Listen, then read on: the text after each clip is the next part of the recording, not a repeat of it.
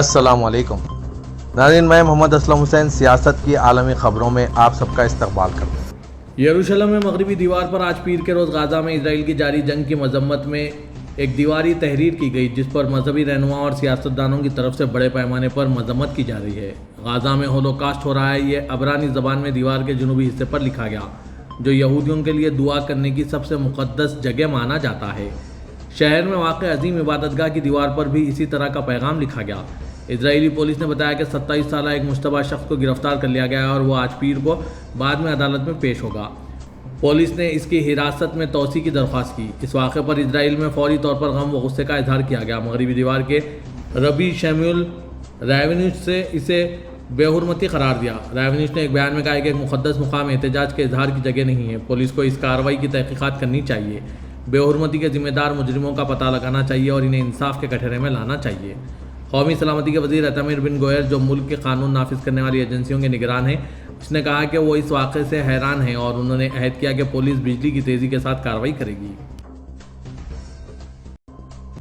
फ़लस्तीनियों ने आज पीर के रोज़ गाज़ा शहर के मशरक़ी इलाक़ों में हफ्ते के दौरान सबसे ज़्यादा बमबारी की इत्तला दी। इसके महज चंद घंटे बाद इजरायली वज़ीर-ए-आज़म बेंजामिन नेतन्याहू ने कहा है कि वो इनक्लूव में एक नए वसी हमले को काफ़ी तेज़ी से मुकम्मल करने की तौक़्क़े रखते हैं।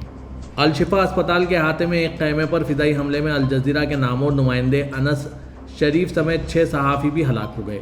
ऐनी शाहिदीन ने बताया कि आज पीर को इजरायली टैंकों और तैयारों ने गाज़ा शहर के 3 मशरक़ी मज़ाफ़ात साहिरा, जैतून और शुजाया पर गोलाबारी की गई, जिसके नतीजे में कई ख़ानदान अपने घरों से मगरिब की जानिब मुंतकिल हो गए। गाज़ा शहर के कुछ रिहायशियों ने कहा है कि यह कई हफ्तों में बदतरीन रातों में से एक थी, जिससे इनके शहर में एक गहरे हमले के लिए फ़ौजी तैयारियों के खदशात बढ़ गए। फ़लस्तीनी अस्करियत पसंद ग्रुप हमास के मुताबिक इनक्लव के शुमाली किनारों से रिहायशियों की नकल मकानी के बाद अब यह शहर तकरीबन 10 लाख लोगों को पनाह दे रहा है। इजरायली फ़ौज ने कहा कि इसकी अफवाज ने इलाके में हमास के अस्करियत पसंदों पर तोप खाने से फायरिंग की। गाज़ा शहर में नई मंजूरशुदा इजरायली कार्रवाई के हिस्से के तौर पर गहराई में दाखिल होने वाली अफवाज का कोई निशान नहीं था, जिसके आने वाले हफ्तों में शुरू होने की तौक़्क़े नहीं है। 25 साला उमरू सलाह ने कहा कि ऐसा लग रहा था जैसे जंग दोबारा शुरू हो गई है। उन्होंने एक चैट ऐप के ज़रिए रॉयटर्स को बताया, टैंकों ने घरों पर गोले फायर किए और कई घरों को निशाना बनाया और तैयारों ने वो फायर रिंग्स गिराए जिन्हें बम कहते हैं, जिसके नतीजे में मशरक़ी गाज़ा की कुछ सड़कों पर कई मिसाइल गिरे। अक़वाम मुत्तहिदा के 3/4 रुकन ममालिक फ़लस्तीनी रियासत को तस्लीम कर चुके हैं या जल्द तस्लीम करने वाले हैं। ऑस्ट्रेलिया ने भी सितंबर में अक़वाम मुत्तहिदा की जनरल असम्बली के इजलास के मौके पर तस्लीम करने का वादा किया। फ्रांसीसी खबरसां इदारे AFP के मुताबिक इजराइल और हमास के दरमियान जारी जंग, जो 7 अक्टूबर 2023 को फ़लस्तीनी अस्करियत पसंद तंजीम के हमले के बाद गाज़ा में शुरू हुई, उसने दुनिया भर में फ़लस्तीनियों को इनकी अलहदा रियासत देने के मुतालबे को दोबारा ज़िंदा कर दिया। ये इक़दाम इस देरीना मौक़िफ़ से इनहराफ है कि फ़लस्तीनी सिर्फ इजराइल के साथ मुज़ाकराती अमन अमल के नतीजे में रियासत हासिल कर सकते हैं। अक़वाम मुत्तहिदा के 193 रुकन ममालिक में से कम 145 ममालिक अब फ़लस्तीनी रियासत को तस्लीम कर चुके हैं या जल्द करने का इरादा रखते हैं, जिनमें फ़्रांस, कनाडा और बरतानिया भी शामिल हैं। 15 नवंबर 1988 को पहली फ़लस्तीनी इंतक़ाज़ा के दौरान फ़लस्तीनी रहनुमा यासिर अरफ़ात ने यकतरफ़ा तौर पर यरूशलेम को दारुल हुकूमत करार देकर एक आज़ाद फ़लस्तीनी रियासत के क़याम का ऐलान किया था। उन्होंने ये ऐलान अल जज़ायर में जलावतन फ़लस्तीनी नेशनल कौंसिल के इजलास में किया, जिसमें 2 रियासती हल को पेश किया गया, यानी इजराइल और फ़लस्तीन की आज़ाद रियासतें एक साथ मौजूद हों। चंद मिनटों के अंदर अल जज़ायर पहला मुल्क बना जिसने रस्मी तौर पर फ़लस्तीनी रियासत को तस्लीम किया था। ऑस्ट्रेलिया के वज़ीर-ए-आज़म एंथोनी अल्बेनीज़ ने कहा है कि इनका मुल्क सितंबर में अक़वाम मुत्तहिदा की जनरल असम्बली में फ़लस्तीनी रियासत को तस्लीम करेगा। उन्होंने मीडिया को बताया कि जब तक इजराइल और फ़लस्तीन की रियासत मुस्तकिल नहीं हो जाती, अमन सिर्फ आर्जी हो सकता है। ऑस्ट्रेलिया फ़लस्तीनी अवाम के हक़ को तस्लीम करेगा कि वो अपनी रियासत ज़रूर बनाएं। अल्बेनीज़ ने कहा है कि फ़लस्तीन को तस्लीम करने का फ़ैसला फ़लस्तीनी इंतज़ामिया के अज़्म पर मुनहसर होगा। अल्बेनीज़ ने मज़ीद कहा कि महसूर गाज़ा की सूरत हाल दुनिया के खौफ से बालातर हो चुकी है और इजराइल बैनुल-अक़वामी क़वानीन की खिलाफ वर्जी जारी रखे हुए हैं। अल्बेनीज़ 2 रियासती हल का मुतालबा करते रहे हैं और इनकी मरकज़ी बाएँ बाजू की हुकूमत इजराइल और फ़लस्तीन की अपनी खुद मुख्तार रियासतों के हक़ की हिमायत करती रही है। फ्रांस और कनाडा ने गुज़िश्ता माह कहा था कि वो फ़लस्तीनी रियासत को तस्लीम करने का इरादा रखते हैं, जबकि बरतानिया ने कहा है कि जब तक इजराइल फ़लस्तीनी इलाक़ों में इंसानी बहरान को हल नहीं करता और जंगबंदी तक नहीं पहुँचता, वो इसकी पैरवी करेगा। फ्रांसीसी सदर इमानुएल मैक्रोन ने जुलाई में कहा था कि वो सितंबर में अक़वाम मुत्तहिदा की जनरल असम्बली में फ़लस्तीन को तस्लीम करने का ارادہ رکھتے ہیں۔ اس کے چند روز بعد بڑے پیمانے پر عوامی دباؤ کا سامنا کرنے کے بعد برطانوی وزیر اعظم کیئر سٹارمر نے بھی کہا تھا کہ برطانیہ سپٹمبر میں اقوام متحدہ کی جنرل اسمبلی میں فلسطین کو تسلیم کرے گا۔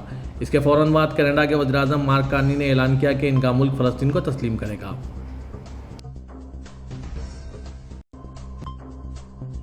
اسرائیل نے مغربی غزہ شہر میں الشفا اسپتال کے قریب صحافیوں کے خیمے کو نشانہ بناتے ہوئے الجزیرہ کے 5 نامہ نگاروں کو ہلاک کر دیا۔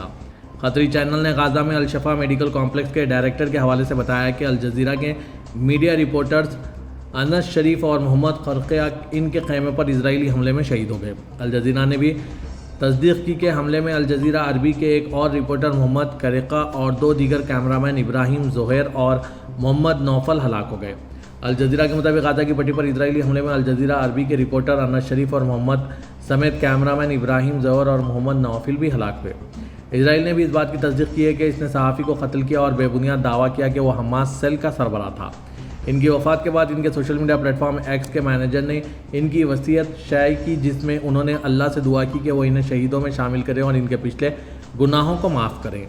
انہوں نے کہا کہ مجھے امید تھی کہ اللہ میری زندگی کو تول دے گا اور میں اپنے اہل خانہ اور پیاروں کے ساتھ اپنے آبائی شہر مقبوضہ اسکیلون مجدل واپس آ سکوں گا، لیکن اللہ کی مرضی غالب آئی اور اس کا حکم پورا ہو گیا۔ ٹرمپ انتظامیہ روس اور یوکرین کے رہنماؤں کے درمیان 6 فریقی ملاقات کا انتظام کرنے کی کوشش میں ہے، تو امریکی نائب صدر جے ڈی وینس نے کہا ہے کہ روس اور یوکرین کے درمیان کسی بھی مذاکراتی معاہدے سے کوئی بھی فریق مکمل طور پر خوش نہیں ہوگا۔ وینس نے فاکس نیوز کو بتایا کہ روس اور یوکرین دونوں شاید آخر میں اس معاہدے سے ناخوش ہوں گے۔ انہوں نے کہا کہ ٹرمپ انتظامیہ ایسا مذاکراتی حل تلاش کر رہی ہے جس کے ساتھ یوکرین اور روس دونوں گزارا کر سکیں، جہاں وہ نسبتاً امن کے ساتھ رہ سکیں اور خونریزی ختم ہو۔ وینس نے کہا کہ ایک سفارتی رکاوٹ دور ہو گئی ہے کیونکہ صدر ڈونلڈ ٹرمپ نے روسی صدر پوٹن کو یوکرینی صدر زیلنسکی سے ملاقات کے لیے آمادہ کر لیا ہے۔ انہوں نے کہا کہ سب سے اہم رکاوٹوں میں سے ایک یہ تھی کہ پوٹن نے کہا تھا کہ وہ زیلنسکی کے ساتھ ایک میز پر کبھی بھی نہیں آئیں گے اور صدر نے اب اس کو تبدیل کر دیا۔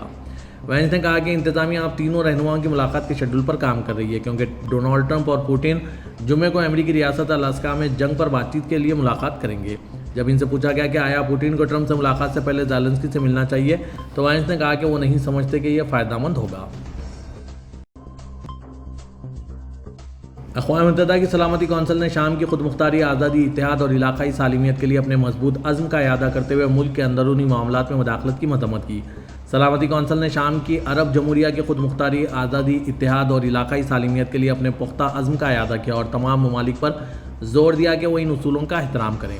بیان میں شام کی سیاسی، سلامتی اور اقتصادی منتقلی میں ہر قسم کے منفی یا تباہ کن مداخلت کی مذمت کی گئی اور متنبہ کیا گیا کہ اس طرح کی مداخلت استحکام کی کوششوں کو نقصان پہنچاتی ہے۔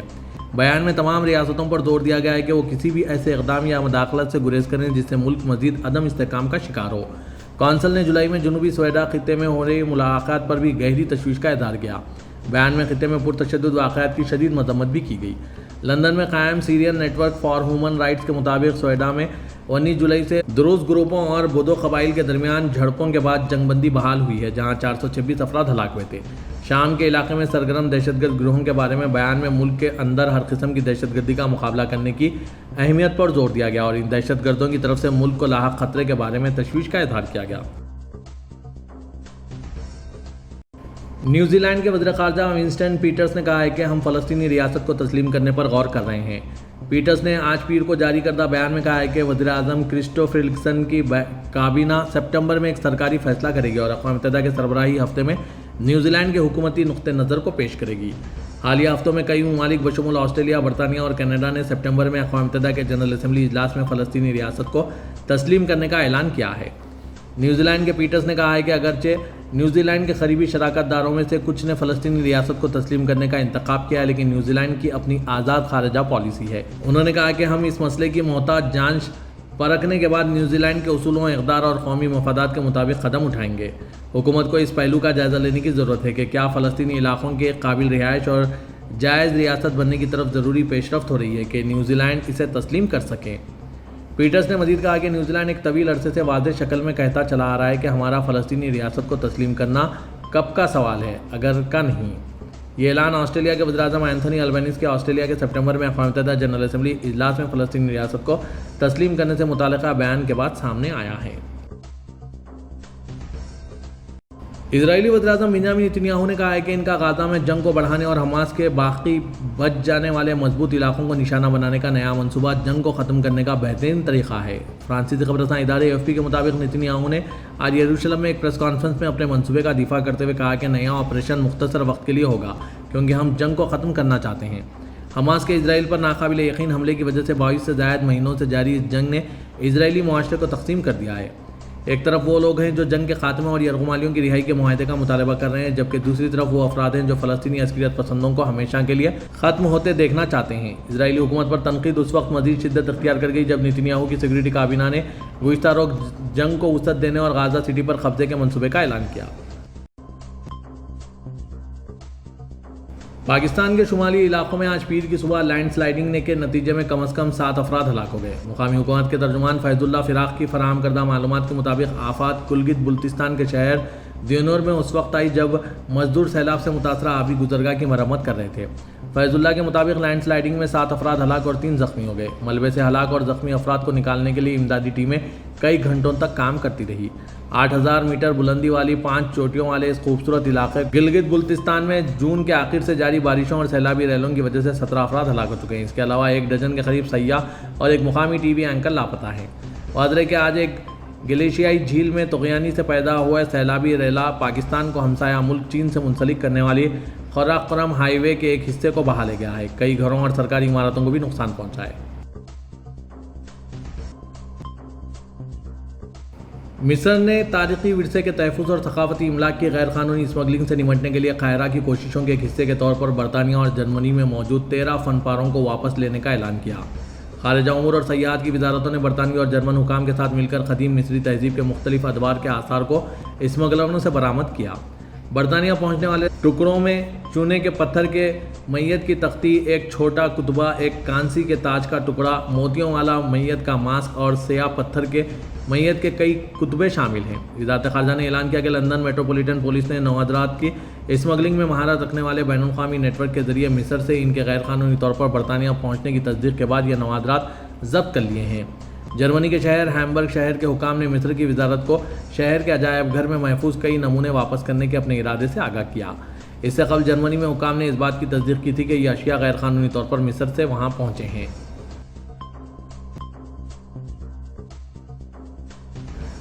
ترکیہ میں زلزلے سے 1 ڈزن سے زائد عمارتیں منہدم ہو گئی، جس کے نتیجے میں کم سے کم 1 ہلاکت اور 29 افراد کے زخمی ہونے کی اطلاع ہے۔ امریکی خبررساں ادارے AP کے مطابق زلزلہ اتوار کی رات ملک کے شمال مغربی صوبے بالیکستر میں آیا، جس کی شدت 6.1 اور اس کا مرکز سینڈرگی شہر میں تھا۔ جھٹکے تقریباً 200 کلومیٹر کے فاصلے پر واقع شہر استنبول میں بھی محسوس کیے گئے، جس کی آبادی 1 کروڑ 60 لاکھ سے زائد ہے۔ وزیر داخلہ علی نے صحافیوں کو بتایا کہ سینڈرگی میں گرنے والی ایک عمارت کے ملبے سے ایک عمر رسیدہ خاتون کو زندہ حالت میں نکالا گیا، تاہم وہ تھوڑی دیر بعد چل بسی۔ اس ملبے سے 4 دیگر افراد کو بھی زندہ نکالا گیا۔ سعودی وزیر خارجہ شہزادہ فیصل بن فرحان اور برطانوی ہم منصب ڈیوڈ لیمی نے آج ٹیلی فون پر رابطہ کیا۔ سرکاری خبررساں NCSPA کے مطابق دونوں وزرائے خارجہ نے غزہ کی صورتحال، اسرائیلی حملوں اور خلاف ورزیوں کو روکنے کی ضرورت، غزہ کے شہریوں کو درپیش انسانی تباہی کے خاتمے پر تبادلہ خیال کیا۔ واضح ہے کہ سعودی وزیر خارجہ شہزادہ فیصل بن فرحان نے جمعے کو فرانسیسی ہم منصب جین نوئل بیروٹ، مصری ہم منصب ڈاکٹر بدر عبدالعاطی، یورپی کمیشن کے نائب صدر کایا کالس، ترکیہ کے وزیر خارجہ حاقان فیدان اور جرمنی کے ہم منصب سے غزہ کی بگڑتی ہوئی صورتحال پر تبادلہ خیال کے لیے ٹیلی فون پر رابطہ کیا تھا۔ علاوہ ازیں سعودی نائب وزیر خارجہ انجینئر ولید بن عبدالکریم خریجی سے ریاض میں وزارت کے ہیڈ کوارٹر میں امریکی سفارت خانے کی ناظم امور ایلسن ڈولرٹ نے ملاقات کی۔ ملاقات میں دونوں ملکوں کے تعلقات کا جائزہ، علاقائی اور بین الاقوامی صورتحال اور اس حوالے سے کی جانے والی کوششوں پر بھی تبادلہ خیال کیا گیا۔ سعودی عرب کے ہر خطے میں ایسے رسم و رواج آج بھی موجود ہیں جو نسل در نسل چلے آ رہے ہیں۔ سعودی پریس NCSPA کے مطابق المقانہ روٹی باہا کے روایتی پکوان کا ایک لازمی جز ہے۔ مقامی ہنرمند یہ ڈش مارکیٹوں اور فیسٹیول میں تیار کرتے ہیں، جہاں بڑی تعداد میں لوگ شریک ہوتے ہیں۔ سعودی عرب کی کلنری آرٹس کمیشن نے المقانہ کو سرکاری ڈش کے طور پر تسلیم کیا ہے، جو اپنی منفرد ذائقے کے لیے مشہور ہیں۔ حالیہ 8ویں الطولہ فیسٹیول میں ایک المقانہ پویلین قائم کیا گیا، جہاں آنے والے لوگ روٹی بنتے ہوئے دیکھ سکتے تھے۔ نابائی احمد شیخ نے بتایا کہ گندم کے آٹے سے تیار کیا گیا آٹا گول شکل میں پھیلا کر گرم پتھر پر پکایا جاتا ہے اور پھر اسے پکانے کے لیے مٹی یا دھات کے ڈھکن سے ڈھانپ کر گرم راکھ اور انگاروں میں دبا دیا جاتا ہے۔ انہوں نے بتایا کہ اس روایتی طریقے سے روٹی میں خاص دھوئیں جیسا ذائقہ اور کرکراپن آتا ہے اور عموماً یہ گھی، شہد یا دہی کے ساتھ پیش کی جاتی ہے۔